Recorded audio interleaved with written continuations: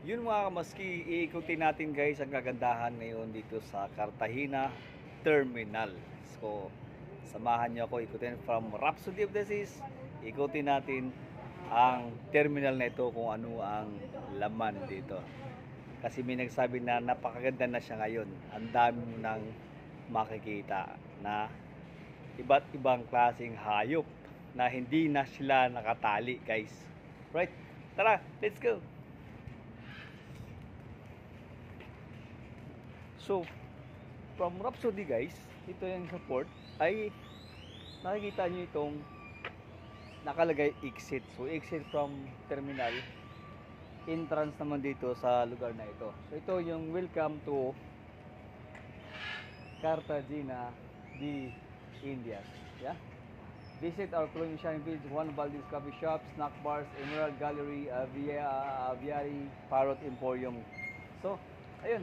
So, ito siya guys. So, bago tayo iikot, ito muna ang ating makikita. So, itong mga animals na to, so, these animals ay hindi sila nakatali. So, they don't have any string. It's not, they are free. They can fly everywhere. They can go anywhere. Yeah? Pero talagang na-train sila ng maayos. Right? So, expose sila sa mga tao. Tara, puntahan natin. So, ayun guys. Simulan na to galing sa entrance. So, ikutin natin. Wala. So, dito ay makikita natin ang iba't ibang ano. So, pagpasok mo pa lang dito ay makikita mo na si Red Parrot. Right? So, nakita nyo? Ayan. So, banda rito sa unahan ay ito yung passage ng papuntang palabas. So, galing kita dyan. So, ayun. Itong dalawang ano ay mga sasakyan yan. So, parang terminal ng ferry na rin yan. Yeah? So, iba na, ang laki na ng pagbabago 10 years ago. So, ito na sila, ang ating flamingo. Right? So, may mga koi dito, ang dami. At saka, mayroon na rin peacock doon sa loob, sa looban. Ayun, mga peacock. Yun. Yan. Alright. At dito ay makikita naman sa kabilang side yung ano, sa ibon naman, yung kinakainan ng mga ibon. So, ayun. So, ito yung ito, peacock. Kita nyo yung peacock. Saka yung mga kainan ng mga ibon. Right? So, dito naman yung space nila dito ay yun yung tambayan ng mga guest, mga pasahero. So, parang pinaka ano nila, outside the terminal. So, ito naman yung mga talking parrot guys. Hola. Hola. So, nahihiya. Ayaw nila magsalita. Ayan. Hola. Hola. Hola. Hola. So, wala. Yung isa kanina nagsasalita eh. Hola. Hola. Hola. Hola. Hola. Hola. Hola. Hola. Hola.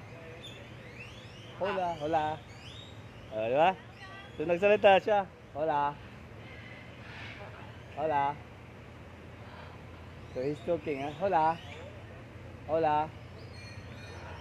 Hola. Hola. Right. So, dito, ang ating mga parrot, guys, na nakikita nyo. So, nakikita nyo yan. Right? Bibi!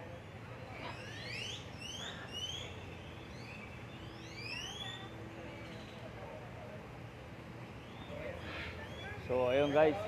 So, ayan, ituloy na natin ang ating pag-iikot. So, dito naman na side ay meron ditong ayan o, yung pagong.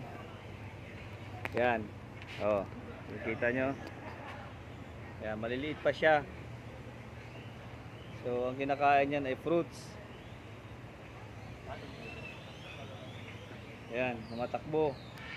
Natakbo yung ano, Turtle. So, ilan yan, turtle na yan. Ang dami. Pasigilid to. May maliit, may malaki. Ang dami, nagtatago lang sila. So, ang daming turtle, baby turtle. So, yan. So, yun guys. Ikutin natin sa kabilang side. So, ito naman yung entrance ng pinaka sa souvenir. At ito naman si yung Juan Valdez ng kape. So ikutin muna natin, kasama nyo ako sa pag-ikot at mamaya i-focus natin yung mga iba't ibang klaseng hayop. Ayun guys. So dito. Yan. So pag gusto nyo magkape dito ay dito naman yung Kape Valdez. Yan. Right. And then ayun. Ito ay parang meditation yata, meditation room to nila, ang alam ko.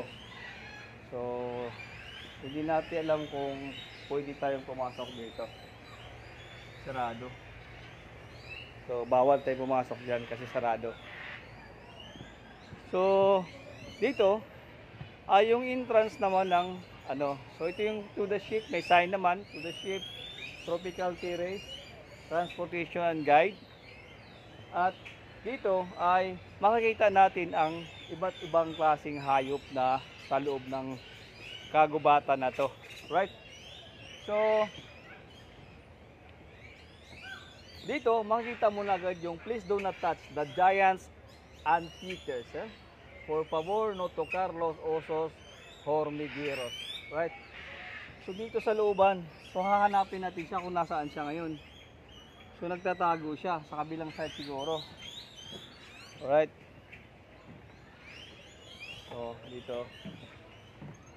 So, ito na yung pinaka So, pagbalik natin guys, papunta ron sa bandang port, ay hindi niyo na ako makikita kasi ipo-focus ko yung kung anong meron dito sa loob na ito.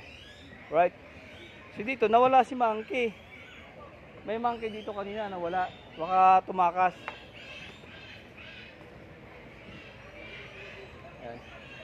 So, ayun. So, hanggang dito lang tayo. Good morning, all city, Wala. transportation. So, ayan.